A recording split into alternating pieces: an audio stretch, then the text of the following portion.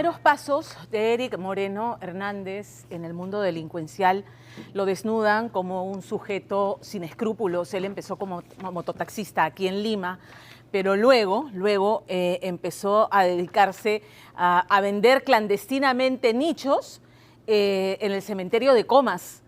Y no era el monstruo todavía, pero francamente actuaba como tal. ¿Qué es lo que hacía? Desplazaba los restos humanos, ¿no?, para poder vender clandestinamente esos nichos.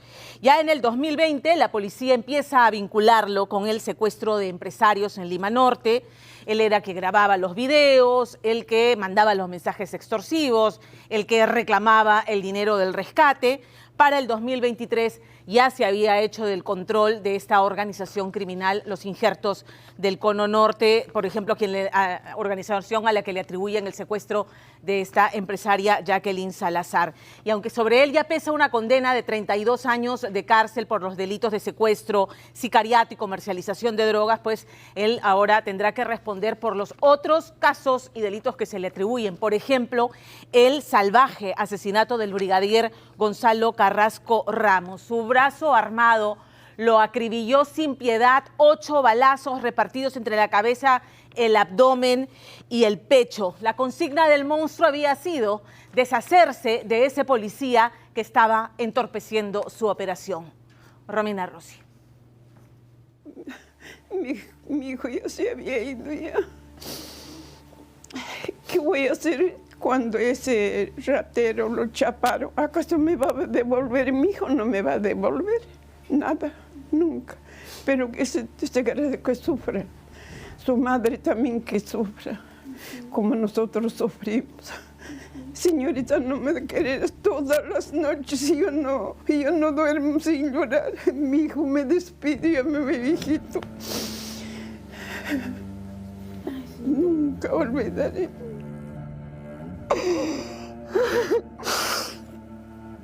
Yo sufro mucho. Yo era bien gorda, mira cómo estoy ahora.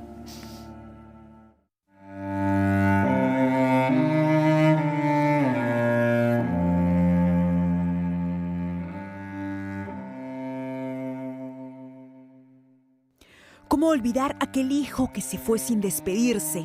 ¿Cómo llenar el vacío eterno de la pérdida de un buen hijo y un buen hombre?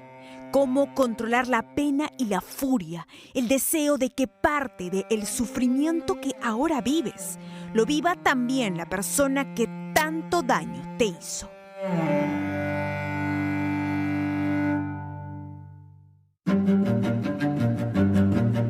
Y en un rezo acallado, doña Justina Ramos trata de calmar todas esas emociones que la dominan.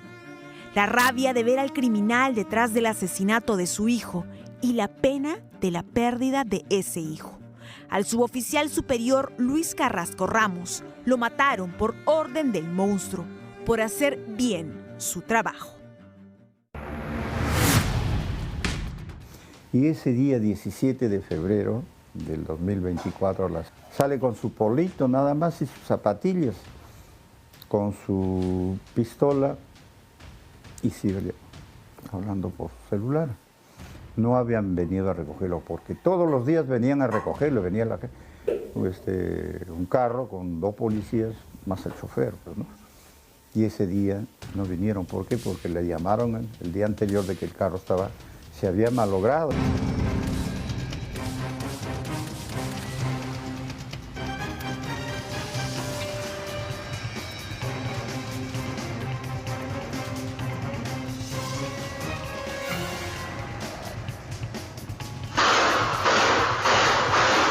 Un balazo suena. Uy, balazo, me dice, ¿qué van? Elías se había ido. Mi nuera me dice, mamá, Lucho acaba de salir ahorita. Ay, cuando corre, mi hijo ya estaba tirado. Dice, yo no sabía, no he visto, yo no sabía quién era. Y mi hijo, mi nieto, con su carro se estaba llevándose al hospital. Cuando llegué al hospital, 5 minutos y 10 minutos, mi hijo ya se había ido ya. Salió de la Dirincri, fue destacado a una brigada del Cono Norte. dedicada a investigar los crímenes de la banda liderada por Eric Moreno Hernández y, según su familia, Carrasco Ramos estaba cerca de detener a alias el monstruo. Y justamente ese día era para que lo capture el monstruo. Escucho el disparo. Ahí lo acorralan a mi hijo. 4 carros, 7 personas, 9 balazos le dieron a mi hijo. Mataron a mi hijo. Se fueron ahí a mis hijos, yo no podía caminar. Lo encontraron todavía vivo. Lo llevaron al hospital de Coyique y aquello llegó cadáver, mi hijo. Su padre lleva el registro exacto de los criminales, los vehículos que participaron y las balas que recibió aquella mañana de febrero del 2024. El agente nunca le dijo a su familia que estaba amenazado. No mostraba temor alguno, aunque a veces tenía momentos de debilidad. Sabía que su cabeza estaba pedida por Eric Moreno Hernández. Está faltando unas semanas, era mi abrazo. No vas a llorar, mami, me dice. ¿Cómo viviremos cuando tú te mueres? ¿Cómo me voy a morir si estoy sano? Sino que lo contrario me estaba diciendo. Llorando se fue. Y él sabía que lo van a matar y me están amenazando ya. El primer varón de esta pareja, un policía que tenía 33 años de servicio y al que atacaron por la espalda. Quizás si no lo atacan por la espalda, quizás no hubiese pasado. Claro, lo hubiesen herido de repente, ¿no? Pero fue traicionado. ¿De dónde vino la traición? ¿Qué se puede pensar, no? ¿Por qué se malogró el carro? Muchas cosas se puede pensar. Claro. Hay mucha envidia. O tal vez infiltrados también que tenía el monstruo, ¿no? Dentro se sabe que ha tenido infiltrados dentro de la policía, ¿no? Así es, recién, fíjese usted, nos enteramos de eso, de lo que ahora cuando lo han capturado hablaba, ¿no? Pero ya se sabía. Ahora se sabe que más de un policía formó parte de la banda del monstruo, como el caso del suboficial Georgie Israel Araujo Alba, el agente que fue detenido en un operativo en junio de este año, luego que la policía determinara que era parte de los injertos del Cono Norte, y quien habría trabajado de la mano con el agente Luis Carrasco Ramos. Presuntamente tenemos entendido que él es el que daba información el que limpiaba las armas de fuego, ¿no? Y otras cosas más que está por determinar, ¿no? Pero me imagino que también avisaba de operativos. Seguramente, por lo que hemos encontrado son armamentos, audios, ¿no? Vouchers que le enviaban a él. El monstruo, Chonguito, Chino Feo o el Chinito de Belaúnde eran los alias de un líder criminal que sembró el terror en el Cono Norte. El hombre que empezó su accionar robando camionetas y que terminó amasando una fortuna de millones de soles, producto de extorsiones, sicariatos, secuestros y otros delitos. Esta organización solamente en el 2024-2025 ha amasado más de 5 millones de soles. Hemos visto que recibían personas que tenían 15.000, 20.000, 30.000 y casi en forma casi todos 3 días, ¿no? El equipo del fiscal Edwin Velázquez investigó la organización de Moreno Hernández que hacía el cobro de cupos a colectiveros y empresarios de Lima Norte. Ahí determinaron no solo cuánto manejaban los injertos del norte, sino cómo operaban, como una organización criminal muy bien estructurada. Se habían sectorizado, ¿no? O sea, uno era lo que es transportes, uno empresarios, otros empresas de transporte más grandes, ¿no? Entonces, todos ellos tenían una persona diferente que cobraba, ¿no? Por eso es que tenían cuentas ahorros, ¿no? Que tenían en el último que extorsionaron a la Nueva América, dieron más de 60.000, pero solamente pudieron ellos pagarse 20.000 soles, ¿no? Quienes no pagaban con dinero, lo hacían con sus vidas.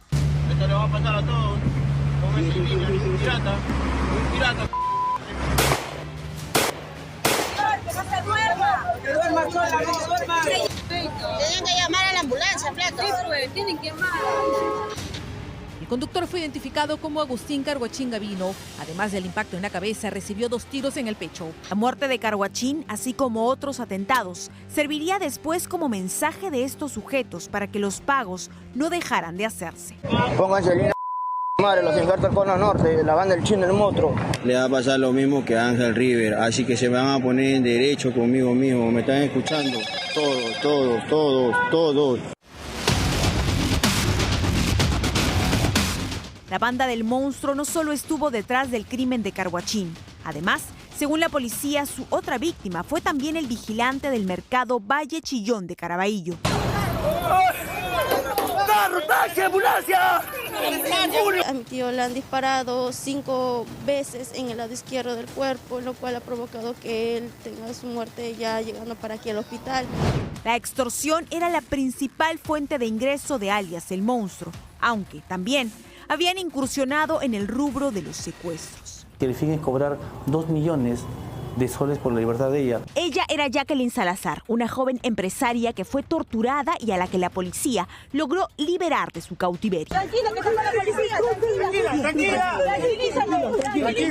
Tranquila. Ahí se detuvo a parte de la banda del Monstruo, los mismos que habrían participado en el plagio de Lucero Trujillo.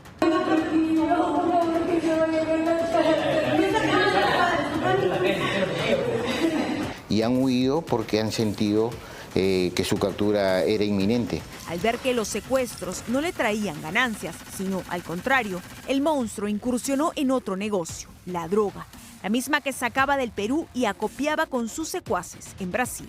Mira, Jean-Paul, JP, tengo droga. Jean-Paul y Jean-Pierre Guevara Dávalos, los hermanos que formaban parte de los injertos del Cono Norte y que en Brasil se daban la gran vida.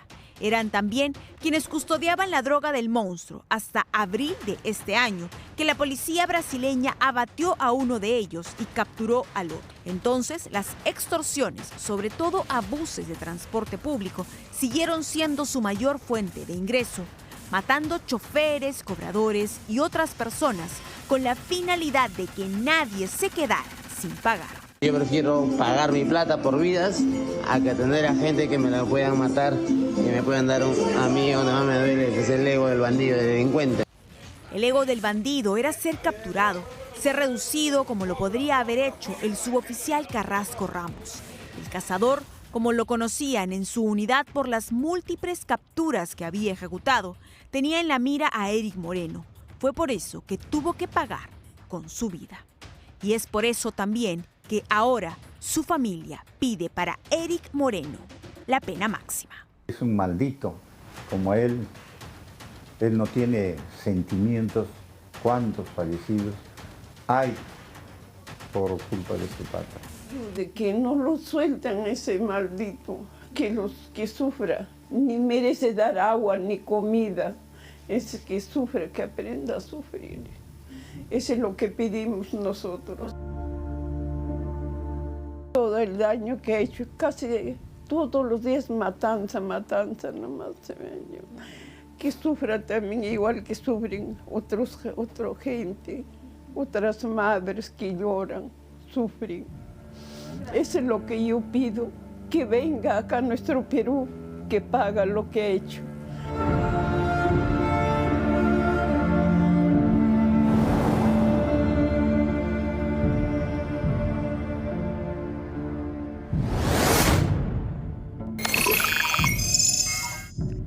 ¿Cuáles son los caminos que se pueden seguir desde Paraguay para que Eric Moreno Hernández, el Monstruo, venga a responder por sus delitos aquí en el Perú?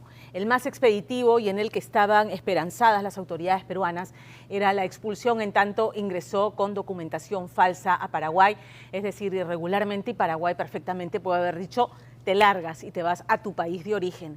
El otro camino es la extradición. La extradición es el camino más largo y más engorroso. Ya el Perú ha solicitado la extradición a Paraguay. La extradición que supone que se envíe un cuadernillo con los delitos que se le imputan. Delitos que tienen que estar perfectamente delimitados, con elementos probatorios que convenzan a las autoridades judiciales paraguayas de que efectivamente es casi que va a ser condenado por ese delito. O sea, tienen que estar suficientemente sustentados los delitos que se le atribuyen y los casos que se le atribuyen, para que entonces lo envíen a Perú a ser juzgado a Perú y si es que se asuman nuevos casos, como en el caso de Alberto Fujimori y Chile, se pide ampliación de la extradición para ser juzgados por esos otros nuevos casos que no estarían en el cuadernillo original. Sí, es el camino más engorroso y estamos en un compás de espera, porque lo que se suponía y se esperaba era que fuera expulsado. Pero ahora ocurre además que hay otros países que también están pidiendo la extradición. Estados Unidos en un tema de tráfico de drogas, Colombia y Brasil. Recordemos que en Brasil hubo un operativo para capturarlo. Fueron abatidos 2 delincuentes vinculados al monstruo, pero también murió un policía brasileño. Se imaginarán que en Brasil también lo quieren juzgar y condenar. El otro tema, se le han incautado 4 celulares. Fundamental conocer la información de esos celulares, porque se habla de las conexiones que el monstruo tendría con militantes de partidos políticos, pero además y sobre todo saber esos policías corruptos, traicioneros con el país, con el uniforme de la institución, que le filtraban la información a este sujeto. Porque infelizmente lo que ha pasado en los primeros días de conocerse la captura del monstruo es que cayó la vergüenza y el oprobio sobre una institución en la que no debemos perder la confianza. La captura fue trabajo en el teatro de operaciones de la policía paraguaya, sí, se le aplaude y se le reconoce por eso. Pero también es cierto que ha habido un trabajo de coordinación estrecha, ya lo dijimos, no solamente con Interpol y con la DEA, sino también con los equipos de inteligencia peruanos, y eso hay que reconocerlo. No voy a olvidar la conversación que tuve con el coronel Cruz Chamba, en la que me decía, pronto va a haber buenas noticias, pronto va a haber buenas noticias, y era que estaban tras los pasos de Eric Moreno Hernández. Entonces, no nos pinchemos la llanta, lo que queremos saber es quiénes son esos policías corruptos, qué conexiones tiene en el ámbito político, porque esa es la única manera de arrancar de raíz, ¿no?, la mala hierba. Ya se barajan algunos nombres que no podemos revelar porque tiene que ser perfectamente corroborado, pero tarde o temprano conoceremos sus nombres y sus rostros para saber quiénes nos traicionaron cuando los peruanos nos están matando a diario.